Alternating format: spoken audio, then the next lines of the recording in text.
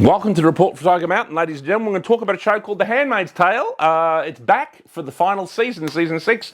It's playing on SBS at the moment, on demand, or on their actual TV channel. So stick around and we'll examine that show and give you my thoughts. Thank you.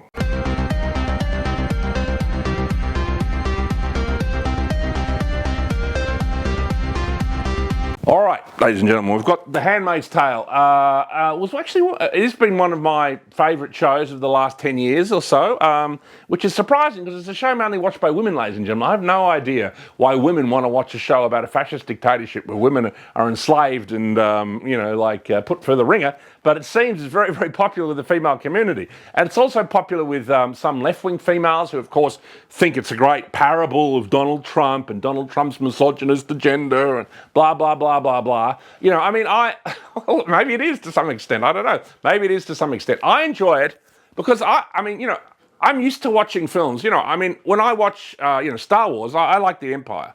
I like Darth Vader and all those characters. And when I watch World War II movies, well, I'm not rooting for the Allies, right? You know what I mean? So I'm used to liking the bad guys. So, I like the state of Gilead, that's portrayed in this film. Now, do I want to recreate Gilead? No, probably not. But it is possible that America could go into a kind of radical right-wing, religious, theological, new, kind of government. I think that is possible. The radical religious right in America is quite powerful. And if anyone were to pull off a coup in America, I would say that the religious right in America could do that. Now, this is essentially what is portrayed. The two kind of main villains of the show, who, in my opinion, are the two heroes, are Commander Lawrence, who is one of the founders of Gilead, and then Serena Joy, who is his wife. Now, we see them, as the series goes on, we see them before they become famous. She was a kind of trad wife who was doing book tours. She was a bit like Lauren Southern or one of these kind of characters.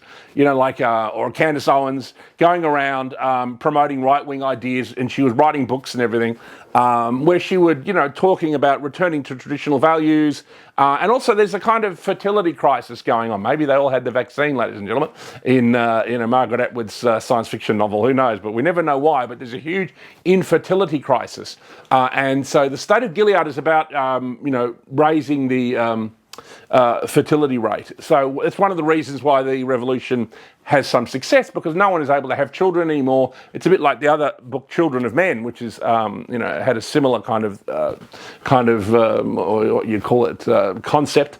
And so I think it's really quite interesting. You've got Elizabeth Moss playing the heroine, who's she was a handmaid, and yet even though she's a handmaid, she falls in love with one of the eyes, is one of the fascist characters. She falls in love with him, and that romance is still going.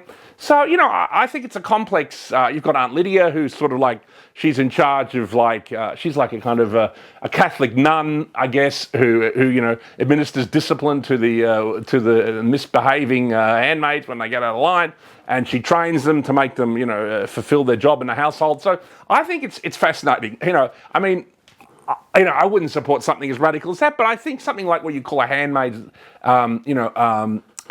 Tale light, which is a return to traditional values, a return to putting the family first, religion, all this kind of stuff, would be a great thing. And that kind of revolution is possible in America, and it doesn't have to be as radical as the vision that's portrayed in A Handmaid's Tale, but it is timely.